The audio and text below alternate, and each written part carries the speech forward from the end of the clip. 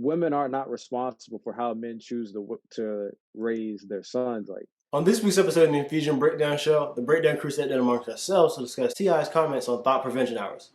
Let's see what we come up with. Before we get started on today's episode, I'd like to introduce to you our Black-owned business of the week, where we showcase quality Black-owned businesses for you to support every week.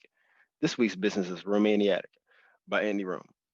Rome is a talented graphic designer that's collaborated with Tuesday, as well as Norfolk's very own Green 321, owned by Pusha T. In addition to these projects, Andy Rome is also a gifted logo designer. A logo can either make or break a brand, so with that in mind, be sure to reach out to Rome if you need to take your brand to the next level. So there were people were upset because like he's pissed off people on social media several times with like he was saying like going to the gynecologist with his daughter, for example. Yeah, like so one was what was wrong with, he said, like if you identify anything wrong with what T.I. said in that video, and then two, why do some people have such a hard time understanding how the relationship with a father affects a girl growing up, but have perfect comprehension of the lack of love and attention from a father to a son affects his perception of love as he matures? So that would have been the second question for the topic. What were the people saying to T.I. though? Yeah, but I don't know. So for example here, they were saying that 21 Savage is taking time to actually be more thought out and address the issue, as opposed to T.I. who just jumped on the issue. And then the difference between how 21 and T.I. both answered the question with saying that 21 Savage essentially addressed this from a perspective of accountability. He was saying that he knows how that women are treated by men, or some men, and where T.I. was answering the question or voicing his stance on the issue, it was more so on the woman's part on behalf of his daughter. And so a lot of people weren't too happy about that. It was like they were concerned about the lack of accountability from the response. so if we're gonna do like if it's a response to just the reactions, I guess you could say, and I guess if we're gonna take in and like just break down what they said, we could do that, because just looking at it from the small clip that we watched earlier, I feel like T.I. knows how to only articulate himself properly to certain topics. And the reason why I say that is because T.I. and 21 Savage, they come from two separate generations of Black men. Like, I think there's like maybe like a 10-year age gap between the two. So T.I. comes from that mind frame of, if you look back to the early 2000s, of just, and even now, like how, like we can easily just look at how, our 30-year-old, well, I don't know about y'all, but I can tell you that the way my older peers look at women are different than how myself and my peers look at women. So I feel like T.I. still comes from that, how do I want to put it? Patriarchal, if that's the word I want. Misogynistic? Like, he's misogynistic, but he still looks at, the family tree from a patriarchal standpoint, where like the man is the center, the man is responsible for navigating all walks. Like, I don't want to say it in the sense of like bashing, the patriarchal system, but I'll say it in the sense to where like his patriarchal viewpoint is boundaryless. And I think people get that just from, how the outcry was to him going to his daughter's gynecologist, appointment. Like, like that, you're essentially going to that appointment. Wait, why did he say he wanted to do that again? Because you can, to make sure our hymen was gynecologists can intact. tell, gynecologists can tell when women are, having sex. So it's like, instead of you just having this was like the first alarm to me. Like, even if your daughter is having sex, there's not enough trust established between the two of you to where y'all can have that conversation. So that's like the first like red flag to me. Whereas 21 Savage, like you can probably more than likely acknowledge that fact from a father-daughter standpoint, but then it's what comes after that. And I feel like T.I. from a patriarchal, boundaryless perspective isn't going to have the appropriate reaction to that stuff. Because what happens is like what I've seen from just women when I got out of high school and started going to college, these women that had these strict curfews and all that, when they got to college, man, they were wilding out anyway.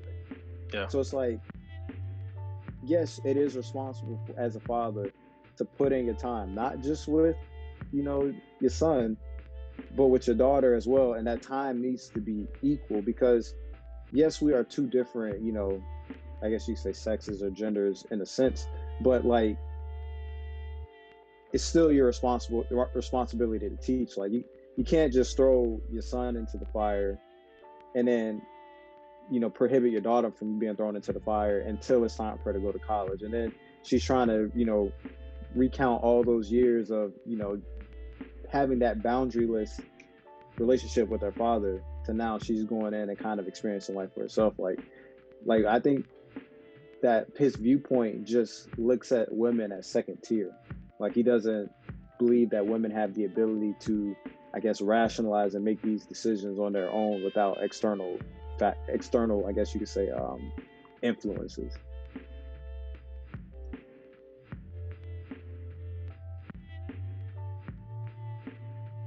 Like when you actually think about it, man, because like I get it. Like men look at it and they always like. There was this question I remember being, circulating on Twitter back in like 2013, and it was like, would you rather have a hoe for a daughter or your son be gay? And it's like neither one defines you. Like those are the same people asking these questions are the same ones smashing any and every chick. And then on top of that, the gay dudes don't even care about the question. Like if anything, they'd be insulted because you're still looking at a homosexual male as second tier. Like it's for whatever reason impossible for a heterosexual male to put himself on the same playing field as his peers, regardless of sexual orientation. I agree with a lot with Desmond what you were saying about how his reach is boundaryless. Basically, he feels like it's his sole responsibility. I kind of get that from. I can understand the fact that he assumes that if he doesn't intervene or essentially intervene on behalf of his family and what goes on there, then there's no telling what's going to happen. So he tries to control what he can. And it's like you said, there are no bounds that he isn't willing to overstep. But what you were saying about the second tier citizen or second tier category, like you were saying, like with women, I wonder how much of that has to do with the fact that she's a woman and how much of that has to do with the fact that that's his child. Because our children, speaking from a hypothetical standpoint, they don't have the same decision-making capabilities that as adults do. So through, up until the time where they are mature, parents do intervene. That part's normal. The thing is, though, intervention is necessary when there's a formal diagnosis. A lot of times that diagnosis never occurs. So when I say that, like your daughter, when I say this hypothetically speaking, your daughter has already shown signs that she's going down a path to where you maybe feel like you need to go to the gynecologist because she's not being honest with you. That's your form of intervention, rather than us as a parents teaching our children how to communicate. It's neglect up until the point of intervention. Like you're absolutely right. Like as parents, we typically make these decisions for our kids, but we make these decisions for our kids because we don't have the patience and the wherewithal to be present to teach them through the moment per se. Like we much rather provide, like Brian said, Josh says earlier, like there's a do as I say, not as I do mentality. But we keep forgetting that children learn through inquisition, and that inquisition is through hands-on experience or either seeing what their parents do. So it's kind of like redundant to start, not redundant, but it's kind of too late to start talking about intervention and, diagnosing what that intervention needs to occur for when you weren't present during the genesis. Even though you could have been physically present, mentally you were not there to make all these connections, or could have made all these connections and then act on it. But you were not there at a point to where you can have an in-depth conversation with your child like they are rational and able to comprehend what you're saying. Like one thing I know you can probably relate to what I'm saying is you were at a young age were able to write a note to your parents, and then they come in and they have a conversation with you. Yeah. not a lot of parents can do that. Like, look how you turned out. Like you turned out a very rational human being that probably feels like you don't have to hide anything from the world. Whereas if you have that authoritarian, tone towards your children, to where you don't ever give them a chance to experience their emotions, they don't just go to the side and disappear. They go to the side and then they reemerge, at a later date. So I think I honestly, as a man, I get where T.I. is coming from, but I also will say that, we as parents need to stop being reactive, and we need to start being more proactive. Like, that's what I understand, you need to put in your time, get your daddy daughter time in, get your father son time in, but at the same time, like, spending that time means nothing if you're not teaching lessons during that time. If you get what I'm saying. Like, you can put all the time in, you can put all the time in the world, working on a craft or whatever it may be, but if you're not truly in tune with what you're doing and looking at ways to, broaden your craft to where it can reach more people, or broaden your craft to where it's more interpretable by people, then you're just wasting your time. Like, you're never going to flourish. And it's the same thing with children. If you're never thinking in a standpoint to where you can explain your thought process to a 10-year-old, then you and your child are never going to see eye to eye until it's too late. And then you have that intervention. And by that point, the child doesn't even want no parts of the intervention, because there's still no teaching. There's just restrictions, because you still don't know how to communicate with your child. Right. I think the part of what you said earlier that I most agree with is the proactive approach of communication. So, like, the first red flag was you've identified that she couldn't have an open, honest conversation with her father about the fact that she was sexually active at the time. And I think just abstracting away from this specific scenario, I think that's something that's important to be a parent as well. Because like you said, like, it's inevitable. Teenagers do have sex, and that's something. I mean, it just comes with the territory. So as a parent, it's your job. You can't always be there to prevent things, but you can do your best to equip the child with the proper information. And like, what they give them in school is inadequate. Exactly. And look, if you don't teach them, like, the internet will, or their peers will, so it's like they're gonna find out about sex somehow. Josh, did you have any thoughts on that point before I go to the next one? No, I was gonna ask, how did you feel about what T.I. said? How did I feel about what he said? Yeah. Are you basically on the same basis as Des? For the most part, yeah. But there were some additional things that Des didn't touch on that I had in consideration of what he said. So I thought that a lot of the public outrage on social media what people had with his statement was with specific regard to the wording, and they didn't look at the intent behind it. And I mean, that's really easy. I think that was because it wasn't really the politically correct issue. The politically correct way to put it. And then also, I feel like it was perceived as an attack on a woman's sexuality. That was something else that could have had an issue to do with it. And then also, like, what that comment that we first looked at, the second one, it didn't speak to the inverse of that. So from the perspective of wanting to protect your daughter because of, like, so girls growing up, I remember that they're attracted to older guys, like the guys, even if it's just like a few grades higher. And so the tendency or the susceptibility of them to be taken advantage of by older guys. So I think that's another additional layer that you have to add on to why they may be more protective of their daughters, because there's an additional layer above that, differently than if they're boys, because they really don't have to worry about that. They're not really put in positions where they're taken advantage of as often, I don't feel like. Okay. Yeah, I never really read too much about how T.I. feels about, women and everything like that to give an honest opinion, to be honest with you, because I heard about the gynecologist thing, but I recently, like, I forgot what it was the whole thing about. I never like read anything more into it, to be honest with you. So I was like, oh, okay, but I didn't have an honest opinion on what T.I. felt about it. Really. Did you disagree with what I just said, the last part? No, I agree. No, Des. No. Oh, Des. Because he kind of made a face. No, I agree.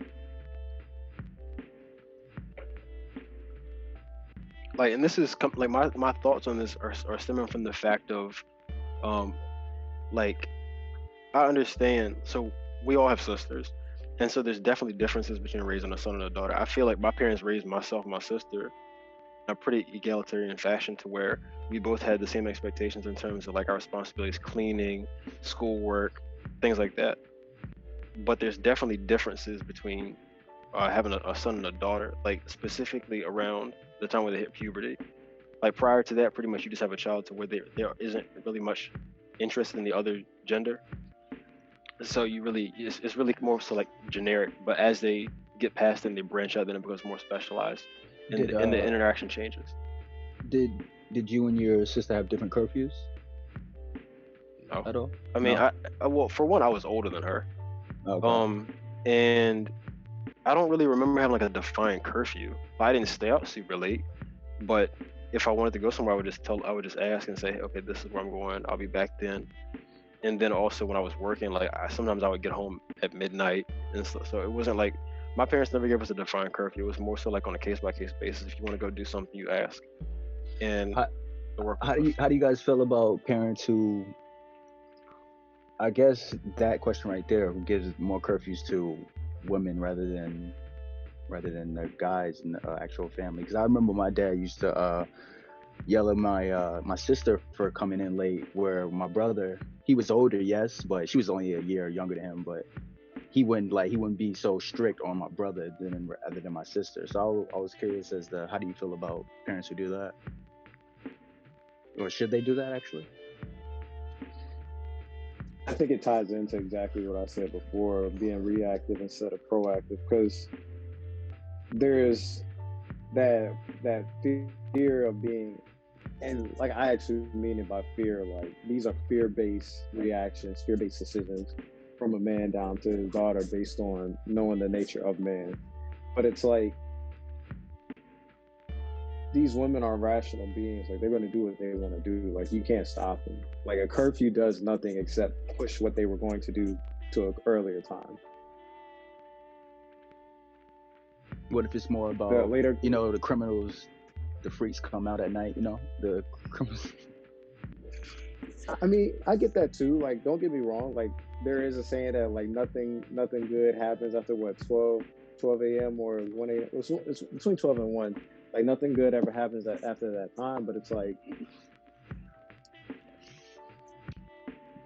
You gotta trust them these are the enough. same men, bro. Like these are the same men that's like creating these predators and all that. Like in their men, like yes, you give your boy a whole bunch of freedom, but if you're not teaching him nothing, or if you're not equipping him with the proper tools to do the most with that freedom, then what do you expect? Like you're essentially giving your son all this time to navigate the world for what it is, while you try to artificially navigate the world for your daughter. Like it shouldn't makes no sense. And then you wonder why these men prey on women or do things like that. Like there's so much hypocrisy that is the origin for these men coming out being sexual predators. I mean, don't get me wrong, there's women that are sexual predators, but like this is what I'm referring to when it comes to like the whole kidnapping shit and all that. Like no man with stable, I guess you could say, like I'm not gonna make that, because that could be an erroneous statement. There could be, men that have had like rigid, how do I want to put it? rigid upbringings. Rigid routines, I guess you could say. Like they did certain things at a certain time, like had dinner with family, had to be home by 11:30 or 12 or whatever. Like they weren't just thrown out into the world for them to figure it out for themselves. Like I'm trying to say that there's no guarantee that those dudes are absent from raping women or whatever it may be. Because I think you see a lot of that with like your Ivy League dudes that get off on this shit. But like I don't know, man. Like I feel like a lot of it is like that hypocrisy between how you raise a man versus how you raise a woman, because this is essentially what they grew up to be.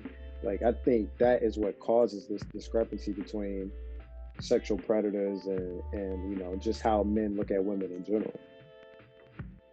I thought, like, once again, like I do agree with what you're saying. Like there is a hypocrisy between how they we tend to lean more towards educating, or I guess giving the boys more freedom, and then keeping the daughters in. But like the education for one is absent, and they should be present in both cases. And Josh, to your point about the curfew being applied to just the daughters, I feel like I don't feel like there should be any real difference. I think the curfew should change as the child ages, of course. Like you try someone more responsible in the individual basis, because certain children are more responsible than other ones. But education should always be a point. And so one thing I think is a huge difference, and this is something that T.I. actually said in the video, and along the line of thinking and why people make that fear-based decision, Desmond, that you were alluding to, was T.I. said that because boys can't get pregnant. And so like with that being the difference, I thought about like, okay, so why is it the cause of the hypocrisy? Why is that what people say is a difference? Women pregnant though. What's up? Yeah, that's how babies are made. Okay. But so the point is it's deeper than that. So I started thinking about like why, and I just kept asking myself why about that. And so what I came to was that for one, being a teen parent is difficult. That much is obvious. But the conclusion that I arrived to is because the mother is 100% guaranteed to be in the child's life. So if you are a father of a teenage parent, as a father of a girl, you cannot ensure the father of the child is going to be in the child's life. But as a father of a teenage boy, you almost never have to worry about the mother being in the child's life. I think that is actually at the root of what's driving the fear-based decision. I can actually agree with that, because I just remember, I didn't have my son when I was a teen. I had my son when I was 22. So I can remember those conversations with her dad just being like, the thing with her is she's set back, whereas, you get to go out and do whatever you want to do. But like, that's that old way of thinking to where you're not used to men stepping up and doing what they are supposed to do. So again, that goes to the origin of these parents being reactive instead of being proactive. Like there's no way in my mind that I'm going to grow up in the household I've grown up, where I've had a present father, where my dad was somebody that had strict routine on how we did things, my mom the same way, and then I not be that present in my son's life. Like that's the thing. Like, you sit here and you say these contradictory things to where, you throw your son off into the world and you let him experience it for what it is, but there's no real parenting in that. You're letting the world do the parenting for you, rather than you putting these guidelines to understand the importance of routine, or I guess you say the unimportance of it as well, because routine is what you make it. Some of your most successful people don't need that, that routine. They strive off of the, ambiguity of what the next day may offer them. But, it's like you say all these things to try and validate why you parent your daughter the way you do, instead of being proactive and looking at what the root cause of everything is. You parent your daughter the way you do because you are well aware of how Black men and white men as well raise their sons to not be held accountable for their actions. Like that's what it all boils down to. It all boils down to accountability. And I think, you even touched on it before we even really got into it, as far as like the whole accountability aspect. But it's like, women are not responsible for how men choose to raise their sons. Like that's the bottom line. Like that's why I keep saying hypocrisy and contradictory, because there's no true validity to him doing the things that he do. Like it'd be different if you were saying like, I'm going to these appointments, or I'm in my daughter's life because I genuinely want to be there. Like me being there is my form of expressing gratitude to her being able to fulfill her life, and not, dying of tragic childbirth or whatever it may be. Like I'm truly grateful that she's here, and doing and being this active is my way of showing that gratitude for her existence. But instead you're saying like, I'm here because I'm here for preventative measures. Like like there's no true genuine foundation you can find within your presence of being there, other than trying to be that preventative parent. I mean, I think the main difference there, like I agree, I'm on the same page, but I do see the difference being the fact that you can influence your child through how you raise them, but you have no influence on the world they experience. So you can't, as a father, you can't make sure that the guys that your daughter interacts with are raised a certain way, or they have certain beliefs and they will and won't behave a certain way. Thanks. I agree. But you I like agree you like 100%. you can educate her to where she makes better decisions when it comes to who she interacts with.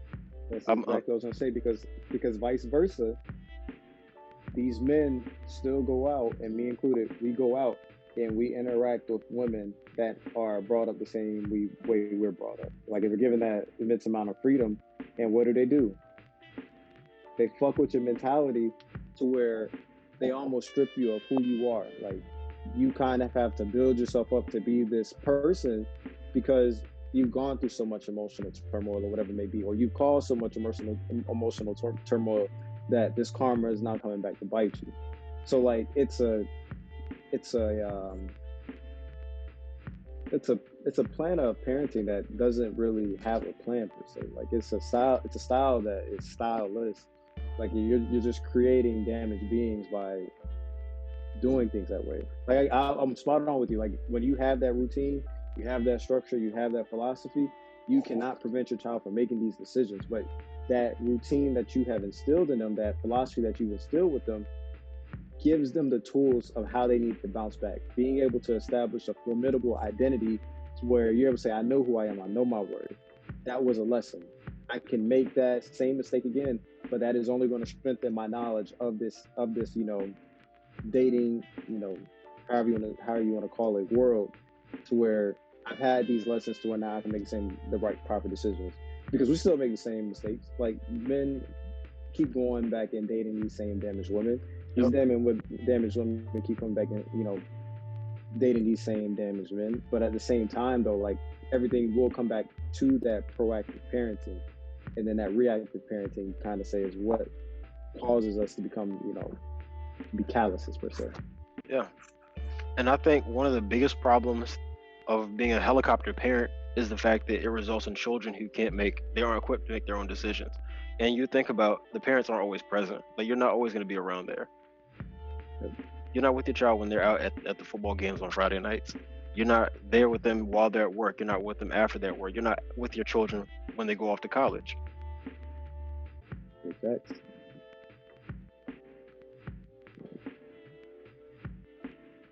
And that's the thing, like, but what I will say is at the same time, though, even the children that go off the rails that have had, are you saying helicopter parent in the sense of like they're always trying to make these decisions for their children? Yeah, the parents who are ever present and they're making the decisions. What I will say, as like a counter to that, is that even when those children go off the rails, they have a blueprint of how to get back on track per se.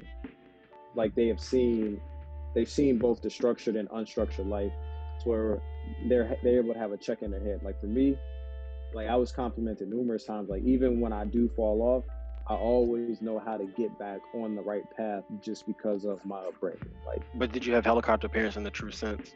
Because it doesn't sound like you did. Like I've had friends who've been in that scenario and they don't know how to make decisions for themselves and they struggle in their early adulthood.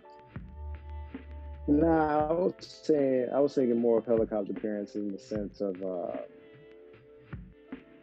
I mean I have experienced it, but it wasn't the duration of my adolescence. Like it's more or less to the latter part, to where like I had already displayed my rebellious phase. Like I had already showed hints of it, and it was a reaction to that. But like once you already have that taste of, going against the grain, kind of hard to start it per se. Like you're always gonna find a way to satisfy that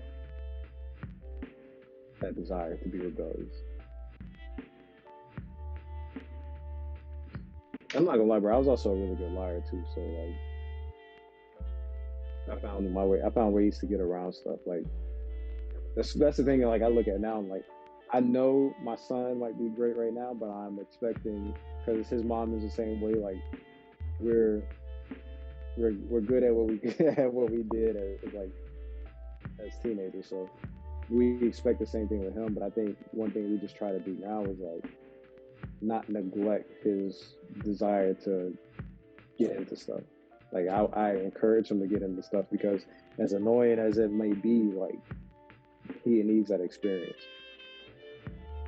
And it could be as simple as, you going into the damn cabinets, pulling out all the pots, or, you going into the room, dumping all the toys after I just cleaned it up. Like they still need to have that freedom to make those decisions instead of you just saying, no, don't touch that, no, don't touch that, no, don't touch that. What is like, damn, what can I touch?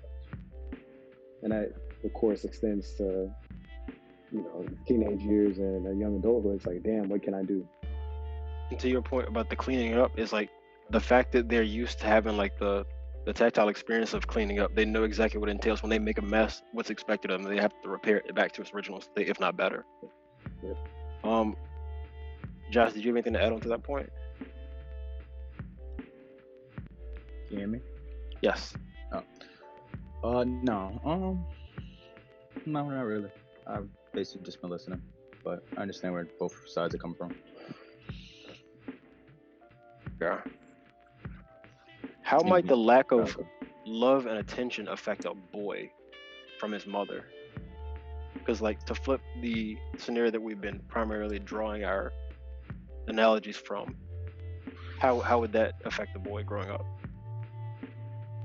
In your estimation? I think it damages their ability to interpret their emotions more than from the father. Because women, I know just from my perspective, like, I got a lot of my ability to react emotionally from my sister and my mom. So just knowing that connection from mother to son oftentimes shapes how, the boy is going to respond to the world. Like that's like an important bond to have. Because at the end of the day, like, dad will come through and they'll provide the order and like the routine and this, that, and the third.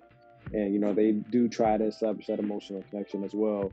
But just knowing that, like, from the beginning, like, even when you're, just a fetus, you still have that emotional connection to your mother. So to rob a child of that or to never develop it, I think it'll damage a child a lot. Like, I don't want people to take that and say, like, there is this whole a child who grows up with a damaged mother is far worse than a child who grows up with no father at all. Like, don't take anything I'm saying at all and try to make that correlation. I'm just more or less speaking on, a perspective. Like, it's not, I don't want to say a perspective, but it's more or less theory based. I'm not making any implications.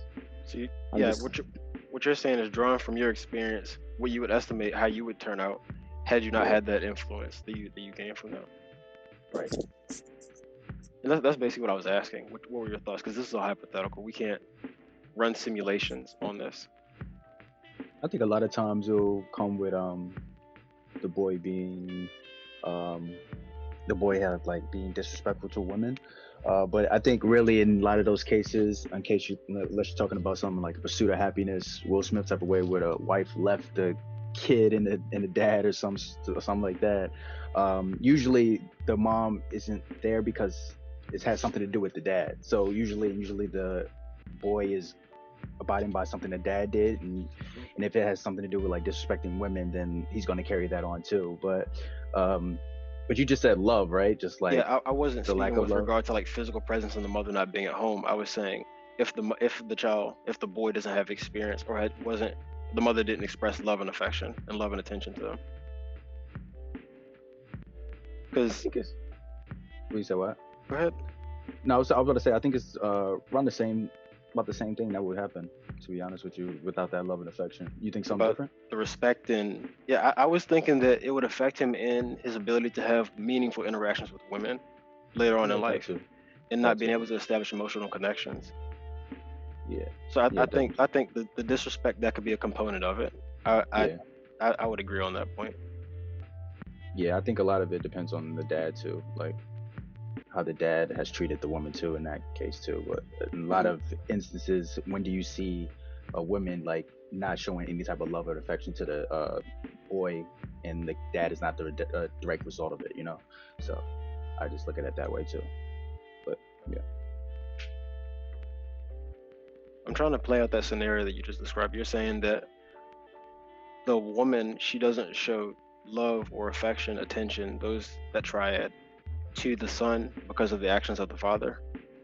No, I say a lot of times you don't see the woman not doing that unless it's because of the father. unless it's Okay. because something a direct result of something the father did or something like that. Yeah.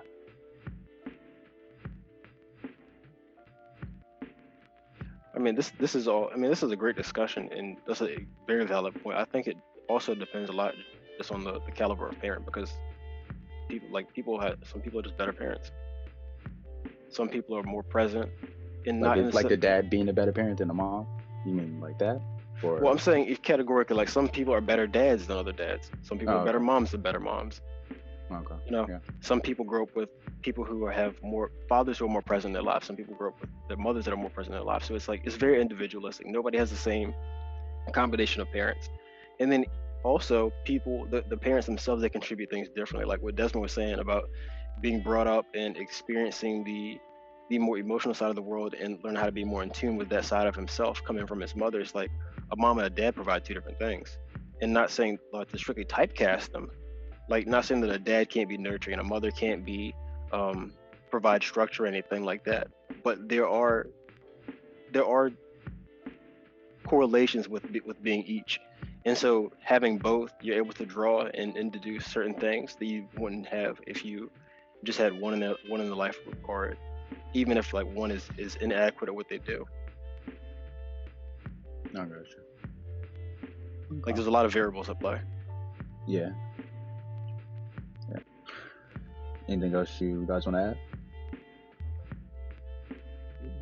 No, I think we're good. That was all I really had. I had one more on the list, but I kind of know the answer to it, so I don't think we need to go into that. Oh, okay. You got a album of the week, guys? Man, we still doing that? Hold on, let me pull up my iTunes real quick. I don't know if it's gonna pop up for me. Oh yeah. We talked about it already. Yeah, it's Man on the Moon 3, man. I actually took some time out to listen to it. You know, I'm still a big fan of probably the main song that everybody likes, Tequila Shot, to get me going in the when I start up my gym workout. So Man on the Moon 3 it's been a long time coming, to say the least. But that's my album of the week. Gotcha. But all right, if you guys like the discussion, don't forget to hit the like button, and we're gonna see you guys next week. Peace. But while you're here, be sure to check out other great content from the Breakdown crew, including previous episodes of the podcast, Joshua versus Movies, Joshua versus Music, and of course, haven't forgotten about my plant lovers, Feel the Love. Just check out this begonia.